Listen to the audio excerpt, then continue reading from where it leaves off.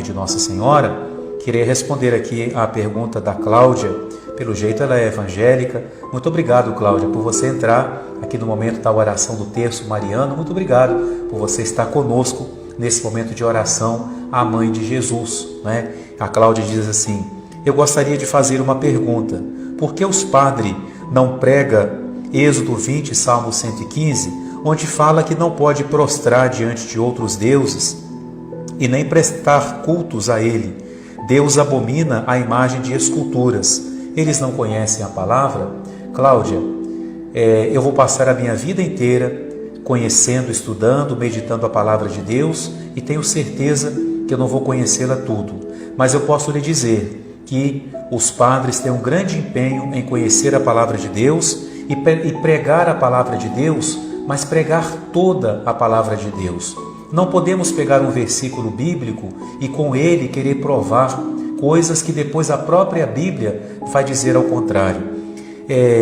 Deus, no Êxodo e em muitos outros lugares, Deus proíbe que se faça imagens de ídolos. Deus proíbe a adoração de outros deuses. Não terás outros deuses além de mim, diz Deus. Só existe um Deus e é esse que nós adoramos.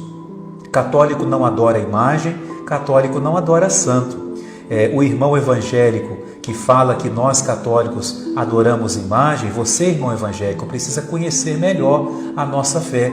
Nós não adoramos as imagens, nós não adoramos os santos. A imagem para nós é a mesma coisa que é para você a foto de seu pai e da sua mãe, não é? A imagem é uma maneira de representar, homenagear aqueles que são amigos mais próximos de Deus. Se eu for seguir a Bíblia dessa forma, Cláudia, como é que eu vou explicar quando Deus mandou Moisés colocar 2 querubins sobre a Arca da Aliança? Como assim? Deus proíbe fazer imagem e logo depois manda fazer? Como é que eu vou explicar quando Deus mandou fazer a serpente? Uma serpente, não era nem um anjo, e levantá-la no deserto para curar o povo. A imagem da serpente foi usada por Deus para curar o povo. Então, que Deus é esse que manda e depois desmanda? Como é que eu vou explicar que Deus proíbe fazer imagens se o rei Salomão, como diz a palavra, encheu o templo de imagens, de anjos, de frutas, de grinaldas, de guirlandas, de leões? O trono de Salomão tinha vários leões. E então como é que fica a palavra de Deus que proíbe fazer imagens? Basta nós estudarmos com um pouquinho mais de fé a palavra de Deus, que nós vamos entender que Deus não proíbe as imagens. Você deve ter na sua casa a sua Bíblia. O que é a Bíblia? A Bíblia é uma imagem escrita da palavra de Deus, né? Se não pode fazer imagem, não pode ter Bíblia. Se não pode fazer imagem, não pode ter foto. Se não pode fazer imagem, você não pode pensar, porque você faz imagem na sua cabeça quando você pensa, não é? O que Deus proíbe é adorar outros deuses, não é? Nós não adoramos os nossos santos. Os santos são aqueles que são mencionados no Apocalipse, que estão na presença do Cordeiro. O incenso, que significa a oração dos santos, como nos diz o Apocalipse. Quem ama a Bíblia, quem segue a Bíblia, ama os santos, porque eles são amigos de Deus, não é? Então, nós não adoramos as imagens, elas são representações, são símbolos. Ninguém se prostra diante da imagem. Olha que bonita aqui essa foto, essa imagem de Nossa Senhora. Eu não me prostro diante dela para adorar. Eu sei muito bem que só existe um Deus, mas eu sei muito bem que esse Deus quis nascer de Maria.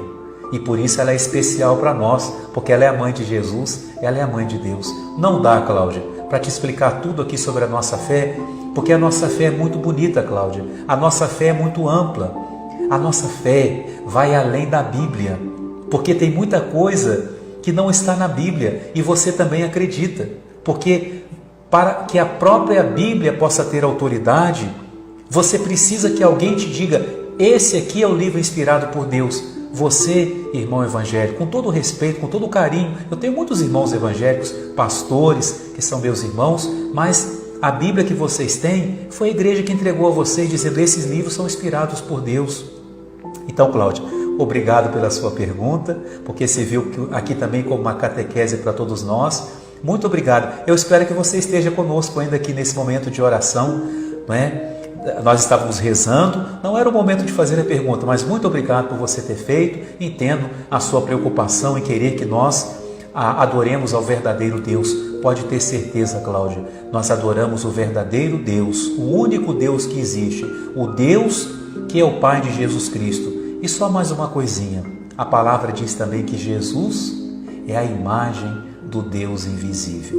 Então Deus fez uma imagem dele, que é Jesus, né? Então a imagem não está contra a Bíblia. Eu vou ter que rasgar muitas páginas da minha Bíblia se eu quiser defender que não se pode fazer imagem, né? Vamos estudar mais a palavra de Deus, porque se a gente pegar uma frase da Bíblia, a gente prova tudo, até que Deus não existe, porque lá na Bíblia está assim: Deus não existe, mas eu tenho que ler o que está antes. O ímpio diz no seu coração: Deus não existe, não é? Então, eu não posso pegar uma frase solta na Bíblia, quando Deus fala lá das imagens, Ele está falando da idolatria. Idolatria é um pecado muito grave, não é? A idolatria é um pecado muito grave. Quando o povo fez o bezerro de ouro, começou a adorar, dizendo que era um Deus, Deus mandou punir, mandou destruir o bezerro e puniu o povo pela idolatria. Nós não cometemos idolatria. Posso te garantir, se você encontrar um católico que diz que adora imagem, ele não é católico de verdade. Ele não entendeu a nossa fé.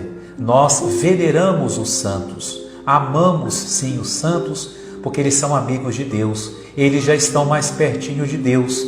E se você, irmã Cláudia, pode dizer para o seu irmão assim: eu vou orar por você. Se você pode orar pelo seu irmão, os amigos que estão no céu também podem orar por nós. Orar, rogar, rezar, pedir, interceder, suplicar. Todos esses verbos têm o mesmo sentido. Você pode dizer que ora, eu posso dizer que rezo. Estamos fazendo a mesma coisa, adorando, pedindo a proteção de Deus e pedindo aos santos que rezem por nós, que intercedam por nós.